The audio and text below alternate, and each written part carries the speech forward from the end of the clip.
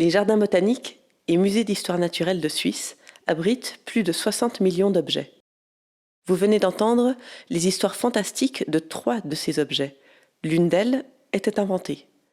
Voulez-vous savoir laquelle ?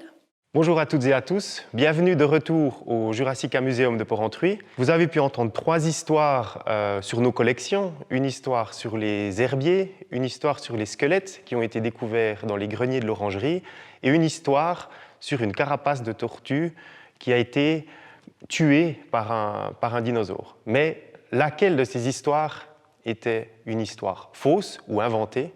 Est-ce que vous avez trouvé ? Eh bien, en fait, c'était l'histoire de la carapace de tortue qui est juste devant moi. Donc, cette histoire est une histoire inventée, c'est-à-dire qu'on a des indices qui nous montrent que, apparemment, la tortue était déjà morte ou même déjà enfouie lorsque peut-être un dinosaure est passé par là, mais rien ne peut vraiment le prouver.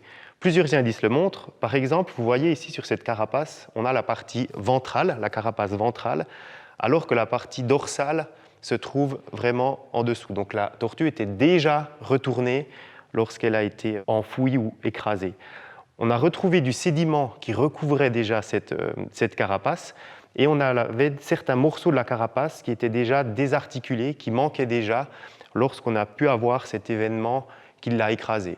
Alors peut-être qu'un dinosaure est passé par là, c'est possible qu'il est passé par là, on n'a pas trouvé de traces aux abords de cette carapace, donc peut-être qu'il est passé par là, mais ce qui est sûr, c'est que cette tortue était déjà enfouie et morte lorsque ce possible dinosaure, ce probable dinosaure, est passé par là. Donc, tous des indices qui montrent que finalement l'histoire du dinosaure qui tue la tortue est fausse. Sinon, j'espère que vous avez passé un bon moment à regarder ces vidéos, à participer à ce petit jeu, et puis vous êtes toujours les bienvenus au Jurassica Museum à Porrentruy. Un grand merci pour votre participation. D'autres histoires fantastiques sur les objets de nos collections d'histoire naturelle sont à découvrir sur fantasticstories.ch.